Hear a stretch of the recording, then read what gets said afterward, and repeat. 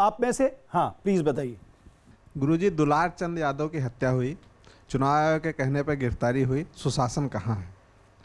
दूसरी बात, बाढ़ का पानी आप देख रहे हैं कहाँ है? 2005 में नीतीश बाबू आए थे, 20 साल सत्ता के हो गए हैं।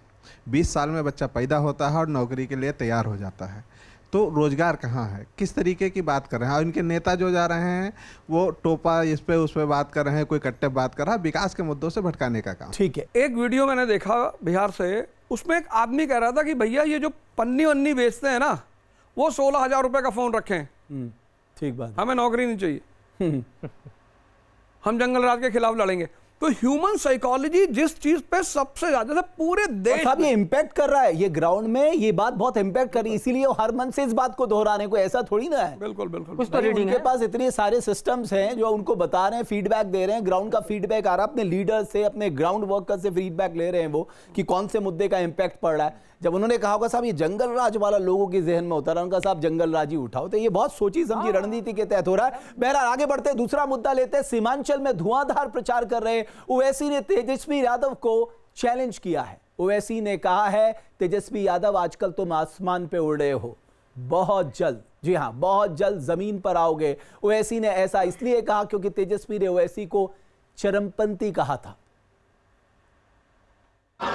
याद रखो तेजस्वी, तुम मुझे चरमपंथी आतंकवादी कहकर तुमने कोचा दामन और सीमांचल की जनता की तौहीन की है। तुमने हैदराबाद, तेलंगाना, महाराष्ट्र और उत्तर प्रदेश की जनता की तौहीन की है।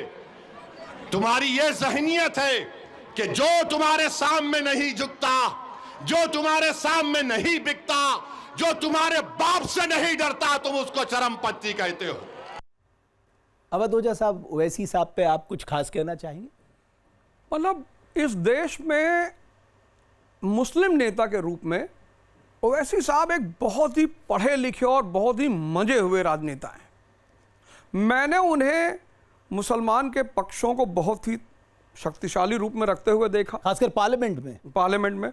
मैंने उन्हें देश की तरफ भी उतना ही समर्पण देखा। जैसे ऐसा नहीं है कि वो सिर्फ मुसलमान मुद्दों को ही शक्तिशाली तौर पे रखते हैं। ऑपरेशन सिंदूर में देखिए, ऑपरेशन सिंदूर में देश दुनिया में गए भाई भारत का पक्ष रखने के लिए। बिल्कुल। और अच्छी बात ये भारत सरकार ने भेजा उन्हें। बिल्कुल।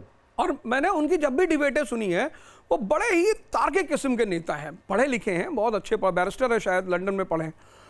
तो राष्ट्रवाद और दबे कुचले का मुद्दा लेकर चलने वाले एक बहुत अच्छे नेता माने जाते हैं। अब तेजस्वी जी ने उन्हें चरमपंथी किस आधार पर कहा, ये तो वही जाने। लेकिन एक फैक्टर है ना कि ओवैसी साहब भी जानते हैं कि अगर सीमांचल से वोट काटेंगे तो किसका वोट काटेंगे, जाहिर है। और वो किसके खिलाफ लड़ रहे हो, कहते साहब मैं बीजेपी के खिलाफ हूं, लेकिन बीजेपी के खिलाफ रह के आप नुकसान महागठबंधन को पहुंचा रहे हो। तो ये पॉलिटिक्स अब लोग समझने लगे वहां पर ग्राउंड में। पिछला चुनाव याद कर ली, 5 सीटें लाए, हालांकि 4 बाद में आरजेडी में चले, लेकिन आरजेडी में कितने सीटों पर निपटे हो ये भी देख लीजिए। तो ये जो 17-18% है जिसको लेके बिहार में बड़ी राजनीति हो रही है, 17.7 के आसपास जो कास्ट सेंसस हुआ था, किस एक बात तो ये हुई कि साहब ये कहते हैं कि साहब 3% वाला मल्ला का बेटा डेप्यूटी चीफ मिनिस्टर, तो ये 17-18% वाले क्यों नहीं बन सके?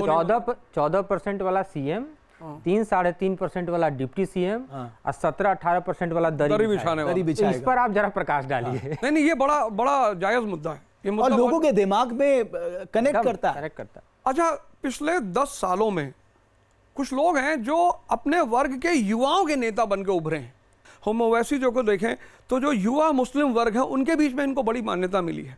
तो एक तरह से इन लोगों की बातें सुन रहे हैं लोग, और अगर सुन रहे हैं तो वोट कन्वर्ट होने की संभावना ज़्यादा है।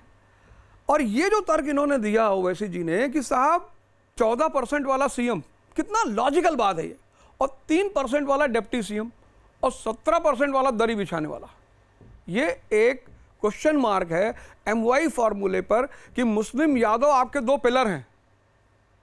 तो यादव की तो आप चिंता कर रहे हैं, मुसलमानों की क्यों नहीं कर रहे हैं? तो चूंकि आप देखिए ना, आई थिंक 2005 का था, 2005 में जब रामविलास पासवान 29 सीटें लेके आए थे तो उन्होंने कहा ठीक है साहब, मैं क्योंकि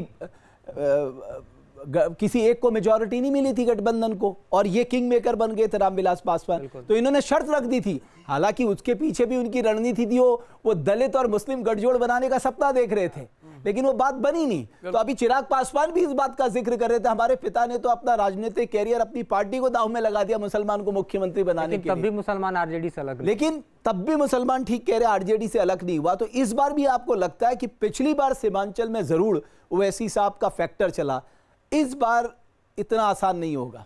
ओवैसी साहब चूंकि बहुत पढ़े लिखे इंसान है, बहुत, मैंने उनकी जितनी वीडियोस देखी है उसमें दो चीज़ है कि इंफॉर्मेशन विद एविडेंस। 1920 में जब असहयोग आंदोलन शुरू होना था तो सीआर दास ने मोतीलाल नेहरू से कहा कि पंडित जी, राष्ट्र है नहीं, इंडिया राष्ट्र था ही नहीं 1920 में, गरीबी 90%, इलिटरेसी 90%, ये आदमी कहाँ से मास मूवमेंट करेगा? समझिएगा मेरी बात को कि भाई राष्ट्र है ही नहीं, आप किस मुद्दे पे लोगों को बाहर बुलाओगे? 90% लोग गरीब हैं, 90% लोग अशिक्षित हैं, तो इनको बाहर कैसे बुलाओगे? जन आंदोलन कैसे करोगे? गांधी जी ने कहा हम कर लेंगे। तो सीआर दास ने कहा यार हम लोग को भी बताओ कैसे करोगे ना, हम लोग भी तो जाने। बोले हम कर लेंगे। तो मोतीलाल नेहरू ने कहा एक काम करो यार, दे दो मौका, अगर ये व्यक्ति हार गया तो हमेशा के लिए इस आदमी से हमको बवाल कटेगा, और अगर ये आदमी जीत गया तो राष्ट्रीय आंदोलन मजबूत हो जाएगा। तो दे दिया सीआर ने। नागपुर सेशन 1920, वहां पे गांधी जी ने एक बड़ा सटीक फॉर्मूला दिया, personal interest with national interest. दुनिया में R इजिकल टू R नहीं है, relation does not depends upon religion, क्योंकि आम आदमी का फॉर्मूला है कि अच्छा आप मुसलमान हैं, भैया हम भी मुसलमान हैं। जैसे हम ट्रेन में बैठे तो पता लगा, लोग सबसे पहले कहाँ जाते हैं रहुए? गोरखपुर। अरे हम देवरिया, रिश्तेदारी कर ली।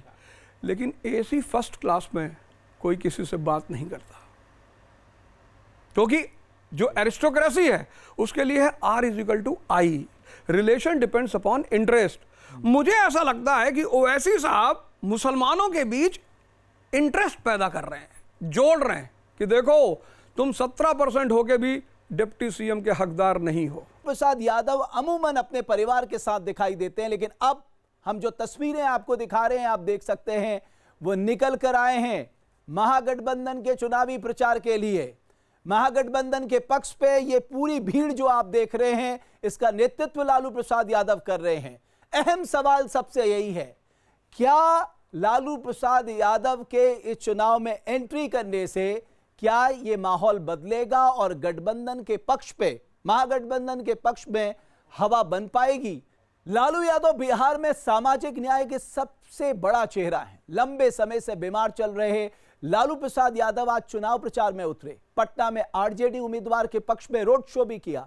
लालू की प्रचार शैली निराली रही है। आइए एक रिपोर्ट दिखाते। अरे लालू कुछ किया या नहीं किया? लालू ने गरीबों और पिछड़े वर्गों को मानसिक गुलामी से आजाद किया।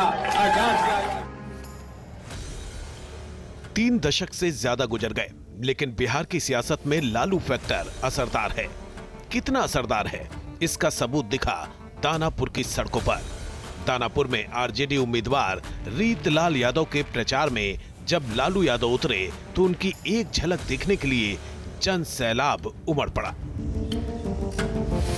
लालू यादव भारतीय राजनीति के एक ऐसे नाम हैं जो अपने अनोखे अंदाज, चुटीले भाषणों और जनप्रिय छवि के लिए हमेशा चर्चा में रहे हैं।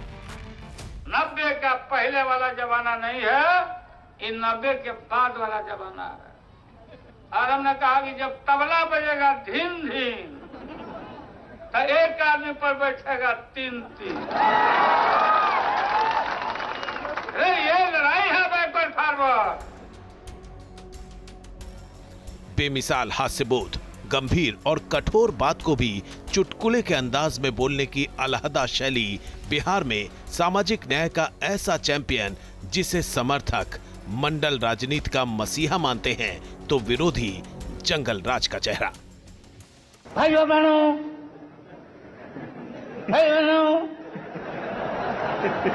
बिजली आई, बिजली मिली तो बिजली। अरे मोदी जी ठीक से बोलो, नहीं तो नस फट जाएगा यार। दावे चाहे जो हो, लेकिन आज 35 साल बाद भी बिहार की राजनीति में लालू फैक्टर को नजरअंदाज करना संभव नहीं है। सड़क हो या संसद, लालू प्रसाद यादव के बोलने के अंदाज के विरोधी भी फैन हैं। माननीय ममता बहन ने उस बात को जस्टिफाइड और क्लियर किया। ये बात सही नहीं है कि रेल मांगा गया था, नहीं मांगा गया था तो नहीं मांगा गया था तो नहीं मिलेगा अब कभी। लालू प्रसाद ने सियासत का ककहरा यूं तो पटना विश्वविद्यालय में सीखा, छात्र संघ के अध्यक्ष भी बने, लेकिन 1970 के दशक में जयप्रकाश नारायण के संपूर्ण क्रांति आंदोलन से लालू यादव ने अपनी सियासी पारी की शुरुआत की। 1977 में सिर्फ 29 साल की उम्र में लोकसभा के लिए चुने गए। नेहरू जी तो एक बार बोले, आप हो गए 2 बार। आप तो जान छोड़िए मुल्क का। लालू प्रसाद यादव 1990 से 1997 तक बिहार के मुख्यमंत्री रहे। उन्होंने सोशल जस्टिस यानी सामाजिक न्याय की अवधारणा को जमीन पर उतारने की कोशिश की। तुम अगर मुझको देता हो तो कोई बात नहीं, तुम किसी और को चाहोगे तो मुश्किल होगी। उनका दौर सामाजिक और राजनीतिक रूप से पिछड़े वर्गों के सशक्तिकरण के लिए जाना जाता है। हालांकि इस दौरान प्रशासनिक ढीलापन और कानून व्यवस्था की स्थिति पर भी सवाल उठते रहे। आप में से कितना आदमी गया पिंडा देने? अरे हरिद्वार में पिंडा।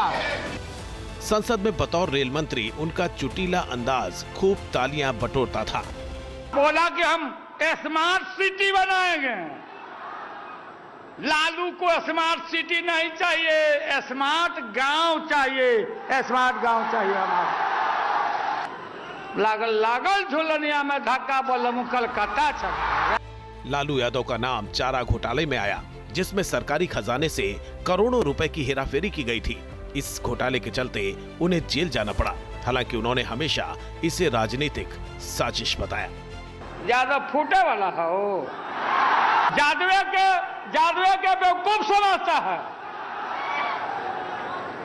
ज्यादा लोगों जब भैंस नहीं पटक सकी तो नरेंद्र मोदी पटक देगा। किडनी की गंभीर बीमारी की वजह से लालू यादव शरीर से थक गए हैं, लेकिन बिहार की सियासत में उनकी मौजूदगी को अभी भी विरोधी हल्के में नहीं लेते। जहाँ भक्ति है हर शब्द में, कथाओं में छुपे हैं दिव्य रहस्य और ज्योतिष देता है जीवन को दिशा। धर्म से जुड़ी हर बातों को जानने के लिए हमारे चैनल स्तुति को सब्सक्राइब करें। चैनल पर जाने के लिए इस लिंक पर क्लिक करें।